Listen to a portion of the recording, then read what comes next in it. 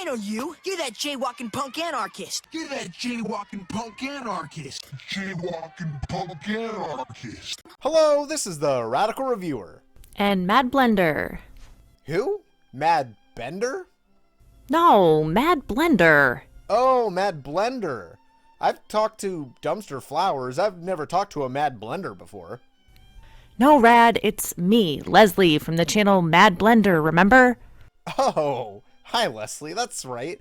We were going to come together and take a look at 17 Contradictions in the End of Capitalism by David Harvey. Oxford University Press, 2014. The key idea of this text is to illuminate contradictions in capitalism and propose solutions to them. Go figure. An important thing to note is that David Harvey is a Marxist, and so when he uses the term contradiction, he is using it in the Hegelian Marxist dialectical sense. In this way, contradiction means two opposing or incongruent forces that will continue to impact each other until a solution to the contradiction is found. You know the drill: dialectics, thesis, antithesis, synthesis. And also, David Harvey has a PhD in geography, so a lot of his critique is in relation to how capitalism moves and is impacted geographically. The 17 contradictions in this book are organized into three categories: foundational contradictions, those foundational to capitalism itself, such as use value versus exchange value; moving contradictions, contradictions that are evaded by moving the source or impact of the contradiction, such as the way that economic centers tend to shift around the globe geographically. That's where this geography stuff comes into play. And dangerous contradictions, those that threaten our very existence, such as crippling alienation or ecocidal environmental collapse. You know, great stuff. Let's take a look at the text in depth. Part 1. The foundational contradictions. Contradiction 1. Use value and exchange value. This contradiction is about how the cost of an item, its exchange value, doesn't directly correlate to its use value. Basically, all commodities we buy under capitalism have a use and exchange value. I can chew up this toy until it's all in pieces and totally worthless, or I can sell it or trade it for something else. But I can't do both. I can't try and sell my chewed up toy at new toy exchange value, obviously. And Harvey explains that the exchange value is set by the actual costs of production plus profit, interest on loans, and capitalized rent, land price, and that the aim of the producers is to produce exchange values, not use values. An example of this contradiction in action is the housing market crash of 2008, which occurred when the pursuit of maximizing exchange value in a housing bubble destroyed access to use value through a housing foreclosure crisis. And Harvey concludes, the use value and the exchange value of a commodity in the market can evolve into an opposition and an antagonism before becoming so heightened into an absolute contradiction as to produce a crisis, not only in housing, but throughout the whole financial and economic system. Contradiction 2. The social value of labor and its representation by money.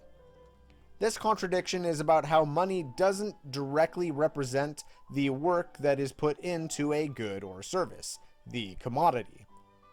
Like how Rabotkin said in the Conquest of Bread review, we cannot divide their work and say that the result of any particular day, hour, or minute of work of one is worth the result of a minute or an hour of the other. It would be ignoring to what extent all individual work is the result of past and present labor of society as a whole.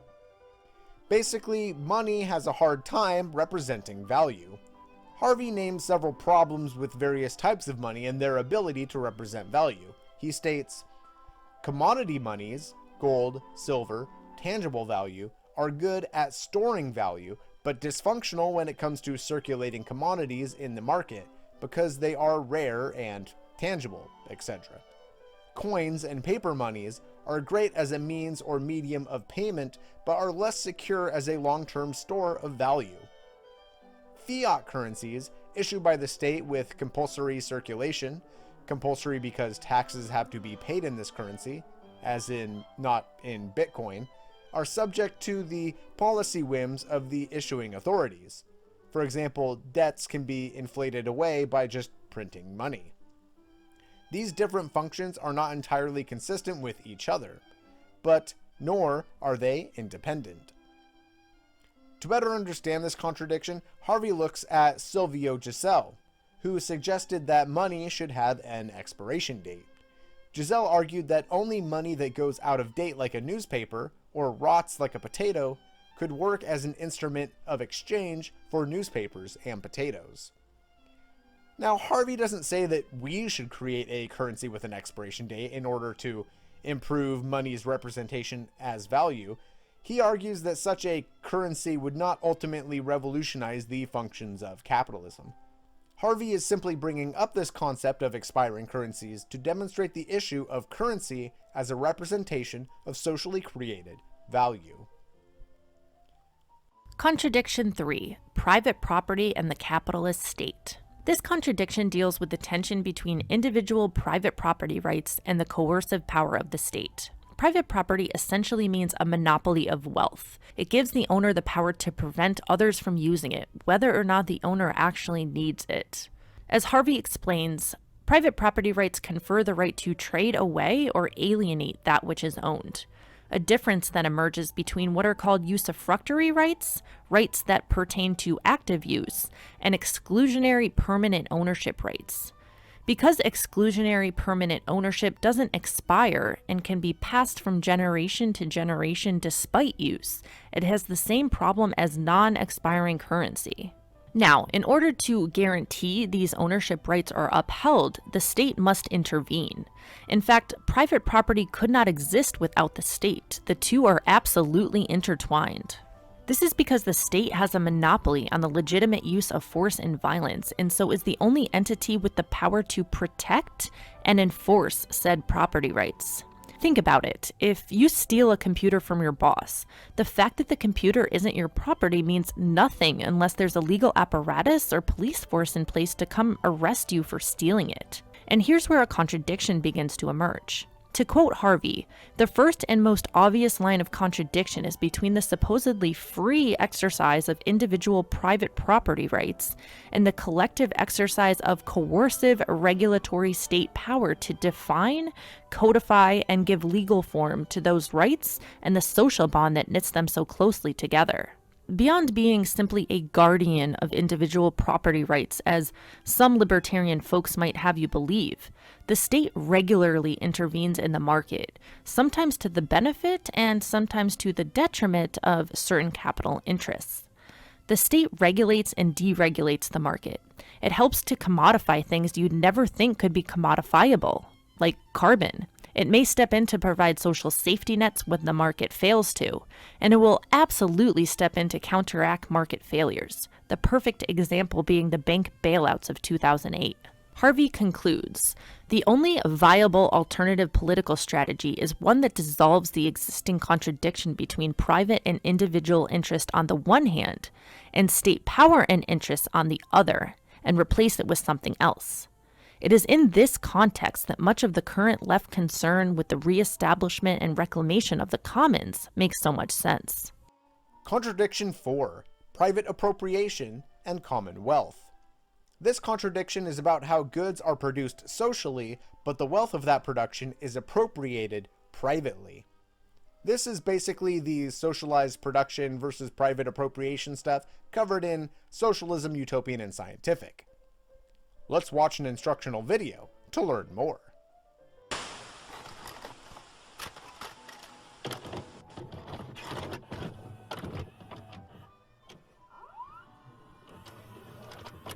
Individuals used to own the means of production and owned what they produced, but as the means of production became concentrated in the hands of capitalists, the production became socialized and the product became appropriated by the capitalist. Or as Engels states, The products, now produced socially, were not appropriated by those who had actually set in motion the means of production and actually produced the commodities, but by the capitalists. Contradiction 5. Capital and labor. This is about the class struggle between capital and labor. It's a classic conundrum. Your boss wants you to work as hard as possible for as little pay as possible, and you want the exact opposite. How many times have I said that now? The worker wants to work at the least intensity for the most pay, and the capitalist wants the worker to work as hard as they can for as little pay as possible. Owners want workers to work as hard as possible for as cheap as possible, and the workers' goals are the exact opposite. In capitalism, in class warfare, you want to work as leisurely as possible for the most pay, and your boss wants you to work as hard as possible for as little pay as possible. Your boss wants you to work as hard as possible for as little pay as possible, and you want the exact opposite. Harvey states, workers, in short, are put in a position where they can do nothing other than reproduce, through their work, the conditions of their own domination. This is what freedom under the rule of capital means for them. Basically, labor is the only commodity that creates value, and yet laborers enter the market at an unfair position. You need to eat, drink, sleep in order to survive. You wouldn't last long without a job. On the other paw, Walmart does not eat or drink or sleep. It can survive easily without your employment. Especially if, and keep this in mind for contradiction number 8, especially if Walmart uses the profits from your employment to buy a self-checkout machine to replace you. And so, the contradiction is this, and say it with me now, your boss wants you to work as hard as possible for as little pay as possible, and you want the exact opposite. Contradiction 6. Capital as process or thing. This contradiction is about moving capital and fixed capital. Basically, capital flows as a process. Money, commodity, money. A capitalist uses money to buy means of production and labor, that is, capital, and then sells that product for money, and then recapitalizes that money into more capital and expansion to stave off competition or whatever. Rinse, repeat. The typical circulation process of accumulation goes like this. You start with some money, you go into the market and you buy labor power and means of production, and you put them to work with a given technology and organizational form. You create a commodity which you then sell for the original money plus a profit. Now, you then take part of the profit and you recapitalize it into an expansion for very interesting reasons. This may seem a bit heady, but let's take a look at it in action. Harvey explains that capitalism needs fixed capital, places for resource extraction, factories for production, and store locations for realization, and capitalism needs circulating capital, trucks, boats, freighters, trains, etc., to move resources and products from one location to the next. Yet, each of these grows with the growth of the other and can lead to stagnation.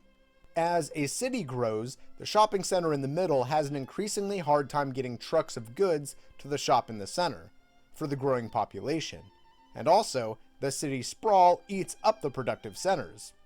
Many of the port cities of old are now far too metropolitan to function as port cities. Harvey's proposed solution is this. One immediate and obvious target is the abolition of the powers of landed property to extract rents from the fixity they command, aka abolish rent collecting for private property in the rent-seeking, the price of inequality sense. Harvey continues, land, resources, and the amortized built environment should be categorized and managed as a common property resource for the populations that use and rely upon them. Contradiction 7. The contradictory unity of production and realization. This contradiction is about how capital wants to produce products as cheap as possible and yet sell them as high as possible. However, workers need to be paid enough so that they can buy the product. Shit, we ain't getting paid commission, minimum wage, modern day slave conditions. Got me flipping burgers with no power and can't even buy one of what I make in an hour. Got me flipping burgers with no power and can't even buy one of what I make in an hour. As Harvey explains it, capitalism can either maximize the conditions for the production of surplus value and so threaten the capacity to realize surplus value in the market, or keep effective demand strong in the market by empowering workers and threaten the ability to create surplus value in production.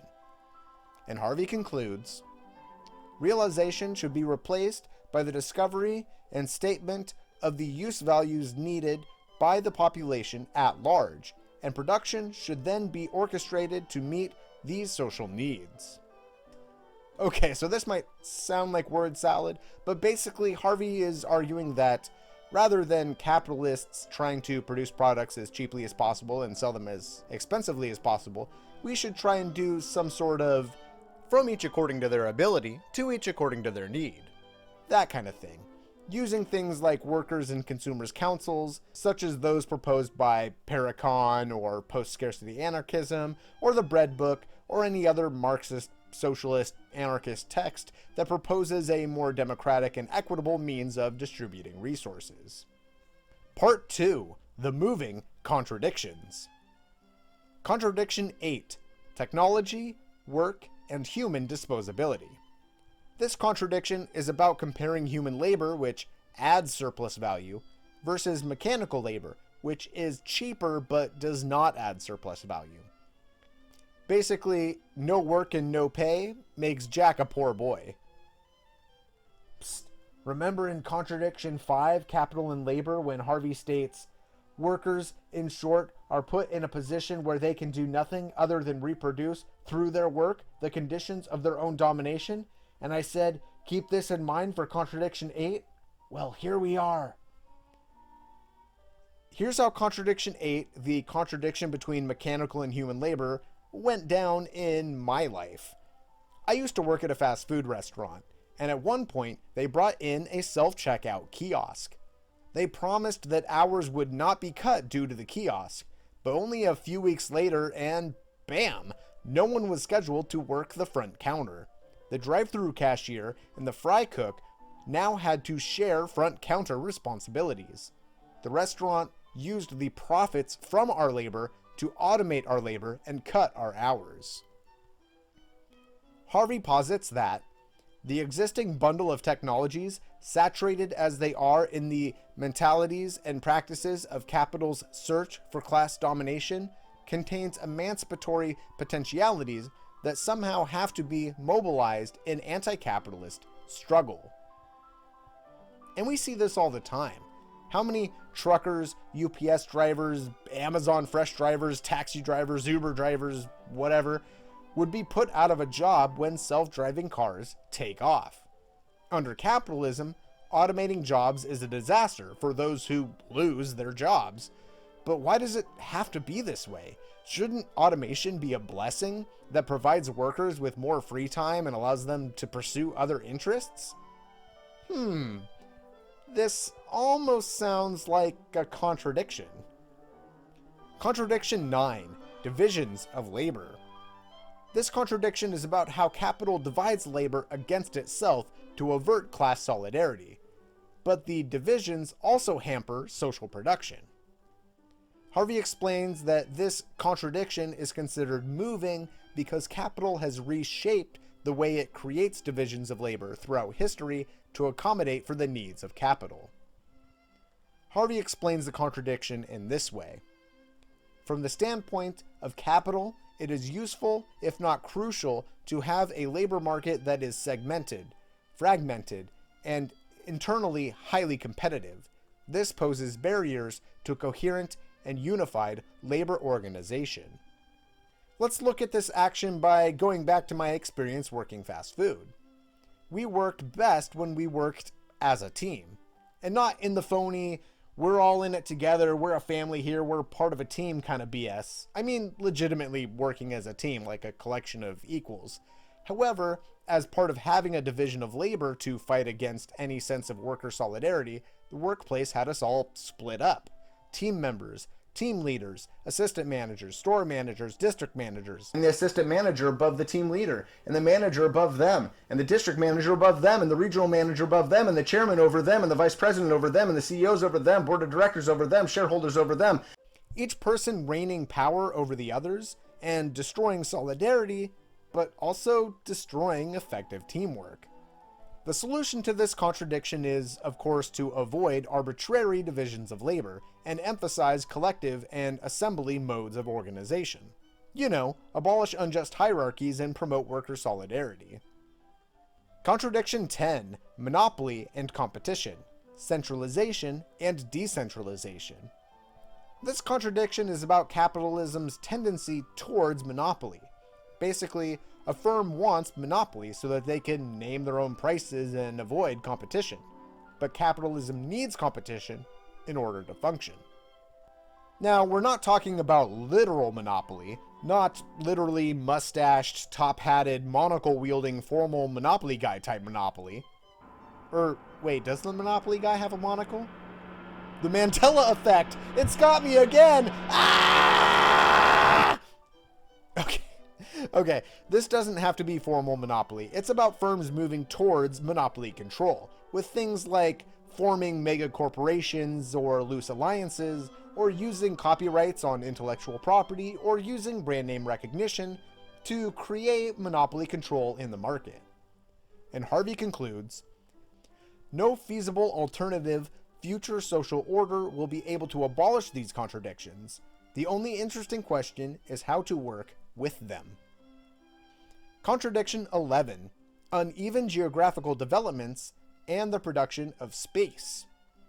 This contradiction is about how capital must move, capitalizing and decapitalizing areas to avoid stagnation and oversaturation, and that this causes disruptive booms and busts.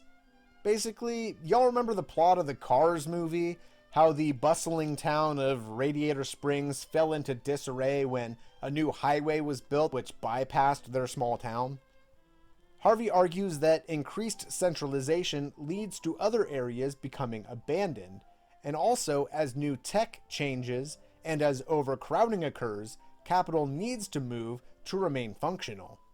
Detroit, as the manufacturing capital, moved to Silicon Valley as the tech capital, and perhaps in the future to Seattle as we move to an Amazon-style warehouse capital. Harvey explains that capital meets needs at one location, at one point in time, only to later destroy it and expand somewhere else. And this contradiction is never addressed because we can ignore the Detroits and focus on the Silicon Valleys. The uneven development and constant moving of economic booms keeps this contradiction as an unsolvable moving target. And Harvey concludes, anti-capitalist movements must abandon all thoughts of regional equality and convergence around some theory of socialist harmony. These are recipes for an unacceptable and unachievable global monotony. Anti-capitalist movements have to liberate and coordinate their own dynamics of uneven geographical development, the production of emancipatory spaces of difference in order to reinvent and explore creative regional alternatives to capital. Contradiction 12. Disparities of income and wealth. This contradiction is about how the move from production, that is making goods, to realization, that is the sale of goods, becomes more difficult as inequality increases. Now wait a minute. Is this just a rehash of Contradiction 7 dealing with the contradiction between producing cheap goods and workers need to be paid enough to buy the goods? Let's keep going. Harvey says that this crisis can manifest in two ways. One, inequality creating a lack of effective demand, leading to a slowdown of capital circulation. Or two, unacceptable levels of inequality fueling social discontent, deprivation, and inferior economic conditions for religious, ethnic, gendered, or racial groups, fueling revolutionary movements. Harvey concludes that reducing inequality will not challenge the reproduction of capital, and that either inequality will continue or capitalism will be regulated into stagnation. He states, a reform movement around reducing social inequality can become the cutting edge for revolutionary transformation. Contradiction 13. Social reproduction. Here, Harvey examines the contradiction between the conditions needed to reproduce the workforce and the conditions needed to reproduce capital. So when we're talking about social reproduction of the workforce, we're basically talking about the conditions needed to make sure that the worker is fed, clothed, sheltered, and educated well enough so that they're able to show up to work every day to perform their job effectively and efficiently. See, in the 19th century when Marx was writing, the working day was often 14 hours long. People were literally being exploited and worked to death, or unable to feed themselves and their families on starvation wages. And under these circumstances, if the workers cannot reproduce themselves, then they cannot produce commodities. And then capital can't reproduce itself either. Capital needs access to a somewhat healthy pool of labor, otherwise it can't profit off them. This tension is at the heart of the 13th contradiction. Because social reproduction is what Harvey calls a moving contradiction, he goes through this chapter explaining the way things were in the 19th century, where capital had no interest in what labor did outside of work, to today, where it is exactly the opposite. He states, over the last 2 centuries, this contradiction has evolved to become a far more prominent and complex contradiction, loaded with dangerous possibilities and full of far-reaching but uneven geographical manifestations and consequences. He discusses the rise of the factory system and how an educated workforce became more and more important for increased productivity as time went on. Here again, we see a contradiction between the self-educated worker taking it upon themselves to learn about emancipatory politics, workers' unions, and revolution, and the kind of educated worker that capital prefers, one in which the worker only learns what will benefit capital, i.e., ideological conformity and skills to increase productivity. Of course, education has now become big business, increasingly sending students into crippling debt for years to come, and has become yet another source of discontent among the working class. Many decent-paying jobs now require a degree, yet you can't get a degree without placing yourself in financial turmoil. It's a lose-lose situation. Neoliberalism has crippled the working class, privatizing everything, placing the burden and cost of education, healthcare, retirement, etc. on the individual. Even more than that, though, there is an extraordinary amount of unpaid labor being done, the costs of which are externalized onto households, the community, and in particular women. The labor it takes to keep a house clean, to cook for the family, to care for a sick or elderly person, or to raise children is directly subsidizing capital. To quote Harvey, part of the neoliberal political program and ethos in recent times has been to externalize as much as possible the costs of social reproduction onto the populace at large in order to raise the profit rate for capital by reducing its tax burden. Certain social and political movements have forced capital to bear the burden of some of these costs, whether it be directly through health insurance or pensions or indirectly through taxation for social programs. But it's a constant struggle. And when workers and families lose that struggle and are forced to shoulder the bulk of these costs, as has happened over the past 40 years due to austerity measures, another contradiction emerges: a lack of effective demand. Meaning that if, for example, the welfare state is dismantled, individuals and families no longer have the funds to buy what capital is selling.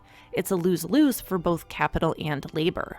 As Harvey explains, the contradiction between capital's rising potential profitability in production and its falling potential profitability due to insufficient effective demand intensifies as attempts to manage the contradiction between social reproduction and production lurch from one extreme to another. One response to this contradiction has been the marketization of household labor through babysitters, frozen meals, house cleaners, and the introduction of expensive household items like the washing machine and the dishwasher. Many argue that wages should be paid to stay-at-home moms and that household chores themselves should be monetized. And this is understandable considering the vast amount of this work is done by women. But others argue that this will just serve to further monetize all of life. and that, in the end, will only serve capital. And that's pretty much what is happening right now. The marketization and commodification of every aspect of daily life. People now need to work multiple shitty jobs to survive, but then are too tired to cook and clean, so they hire someone else to do it for them. Harvey writes, social reproduction is the site where the oppression of and violence against women flourishes in many parts of the world, where educational opportunities for women are denied, where violence and abuse of children all too frequently occur, where intolerance breeds contempt for others, where labor all too often transfers its own bitter experience of violence and oppression in the labor process back onto others in the household, where drink and drugs take their toll. It is for this reason that a modicum of social regulation and even perhaps state interventionism in the world of social reproduction becomes so necessary. Later, Harvey discusses the uneven geographical developments of these contradictions, examining the difference between the United States, where consumption accounts for more than 70% of GDP, and China, where consumption accounts for just 35%. And then breaking it down further and looking at the divide within countries and within cities, where one segment of the population enjoys the fruits of conspicuous consumption, while the other is both priced out of the city and also required to run the customer service, janitorial, and other wage labor jobs that maintain city life. The implications of examining social reproduction are plenty. To quote Harvey again, the ubiquity of social reproduction makes it a central standpoint from which to construct a critique of capital in one of its most insidious forms, i.e., atomization, fetishism, alienation, consumerism, etc. The negation of multiple alienations must be the cutting edge in any collective political response to the degradations of daily life and the loss of autonomy in social reproduction at the hands of capital and the capitalist state.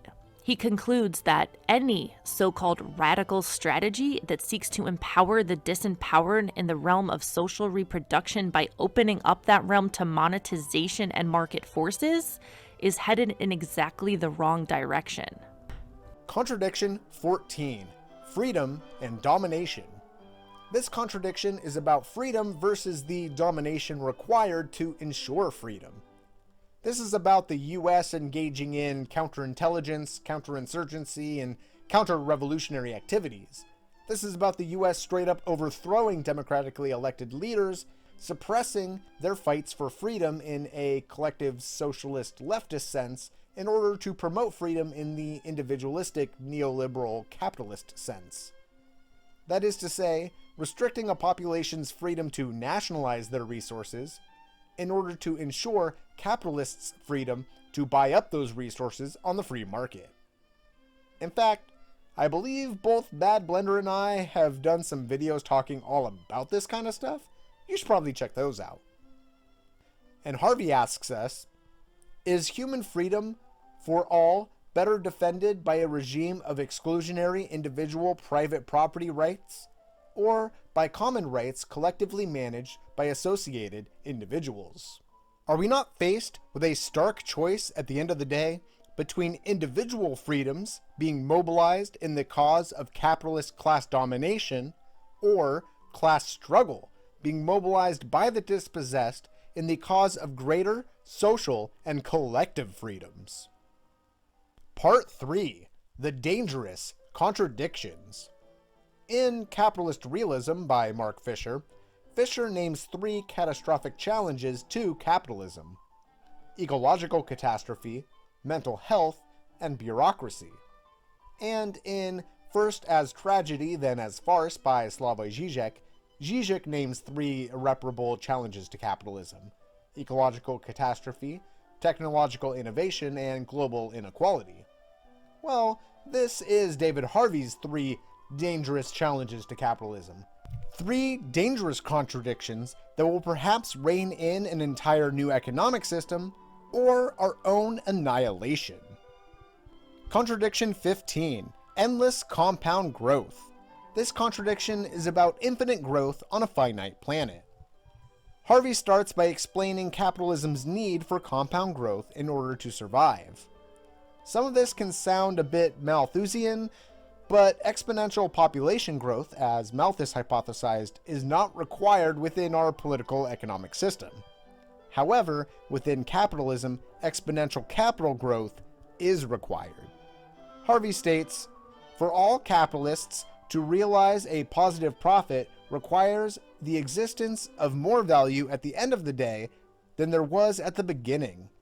That means an expansion of the total output of social labor. Without that expansion, there can be no capital. A zero-growth capitalist economy is a logical and exclusionary contradiction. It simply cannot exist." Harvey then looks at ways in which capitalism can expand its compound growth. First, money. You can add an infinite number of zeros to the end of fiat currency. But this doesn't help the reality, the stuff. I like stuff. The stuff that money will inevitably have to be tied to. Second, destruction. Harvey brings up financial crises and natural disasters, which will slow down or even destroy growth. And Harvey argues that these can create large losses, but they do not stave off capital growth as a whole. And in fact, texts like the shock doctrine point to how these calamities can be used by capitalism to expand growth. Third, privatization. Harvey discusses privatization of public assets and concludes, "When everything but everything is commodified and monetized, then there is a limit beyond which this process of expansion cannot go." Basically, eventually you run out of shit to privatize. Fourth, increase sales. Harvey looks at planned and perceived obsolescence, increases in the sales and advertising industry, and the mobilization of consumers through data collection and targeted ads on YouTube and Facebook and Twitter and the like.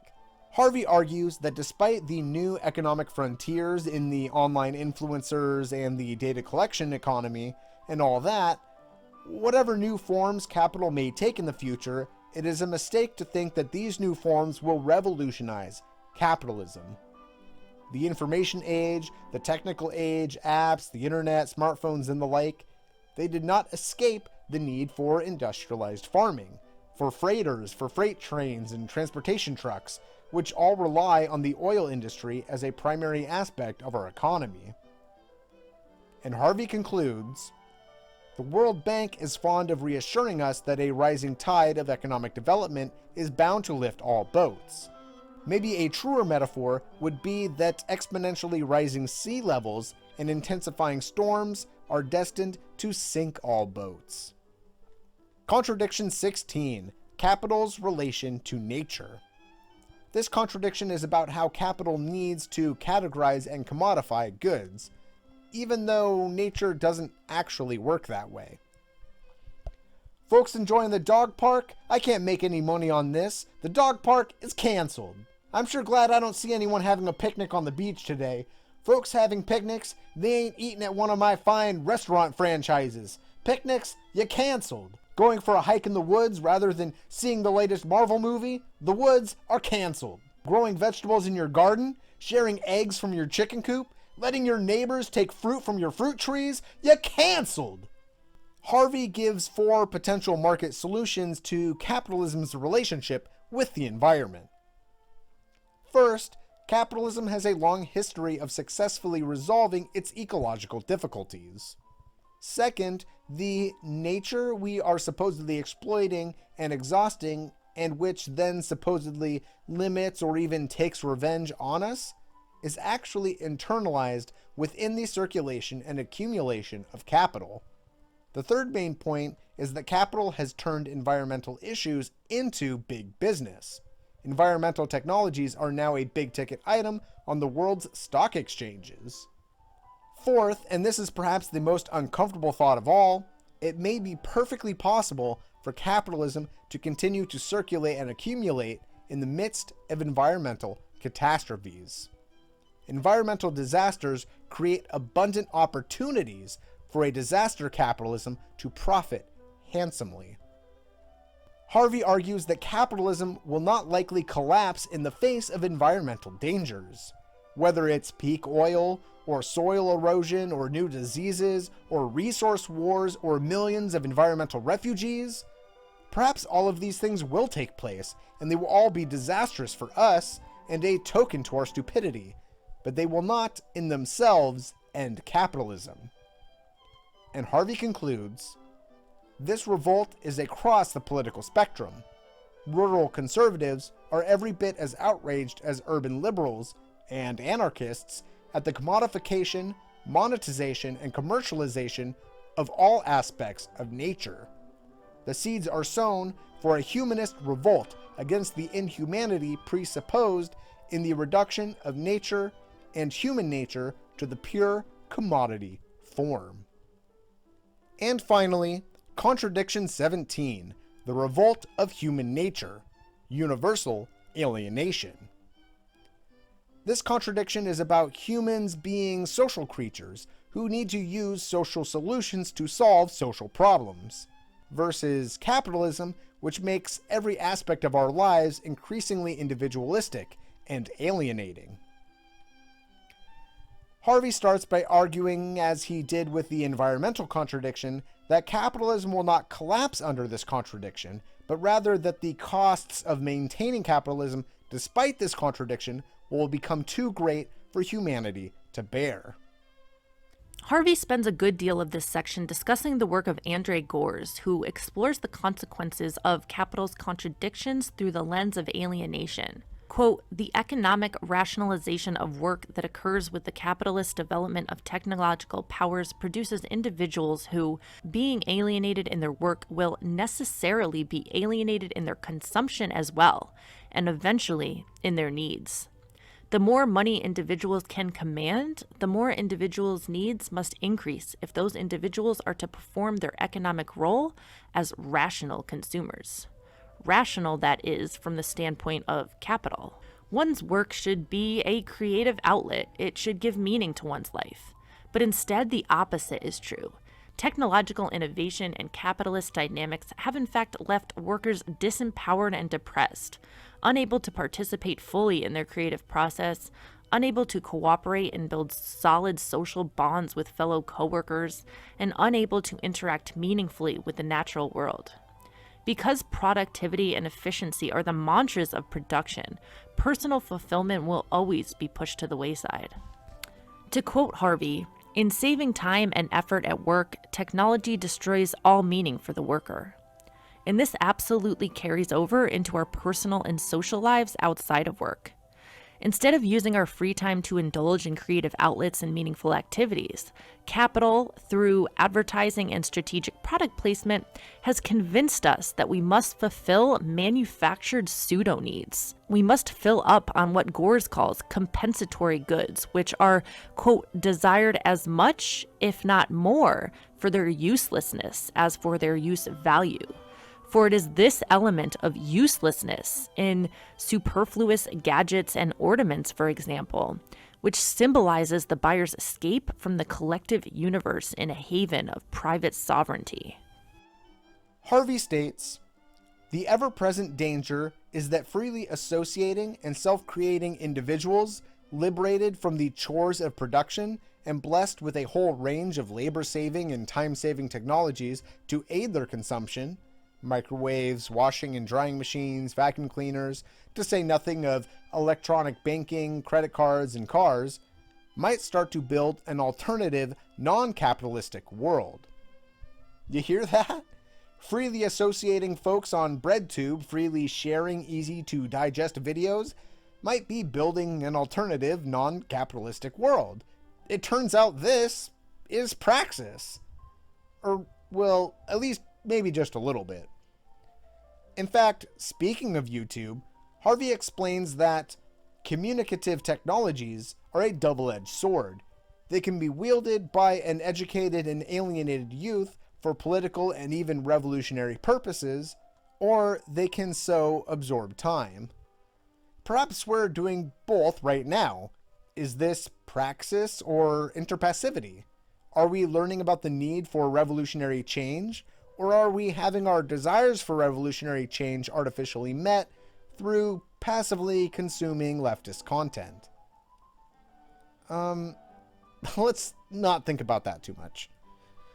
Harvey concludes, confronting collectively the multiple alienations that capital produces is a compelling way to mobilize against the shuddering economic engine that so recklessly powers capitalism from one kind of crises to another, with potentially disastrous consequences for our relation to nature and for our relations to each other.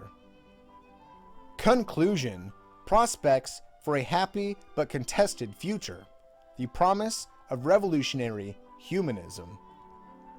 Harvey explains that the goal is revolutionary humanism.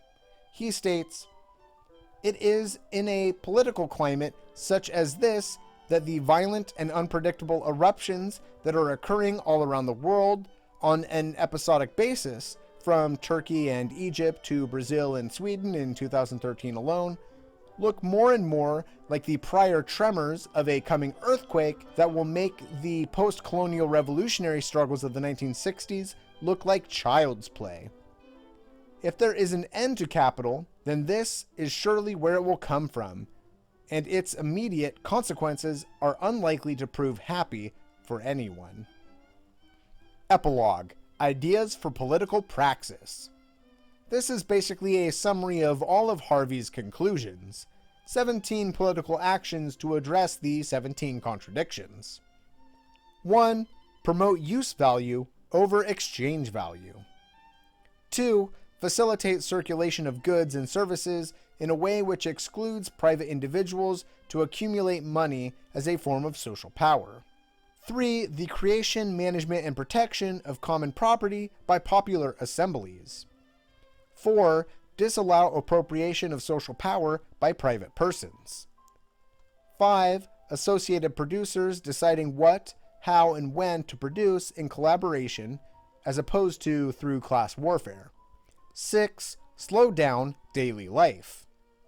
7. Create associated populations to communicate social needs. 8. Use technological advancement to liberate time and diminish our ecological footprint. 9. Use automation and artificial intelligence to reduce divisions of labor. 10. Create popular associations to control, monopoly, and centralized power. 11. Provide the greatest possible diversification in ways of living. 12. Abolish inequalities in material provisions. 13. Gradually erase the distinction between labor for others and self-reproducing labor. 14. Equal entitlements to education, healthcare, food, clothes, and shelter for all. 15. Conversion to a zero-growth economy.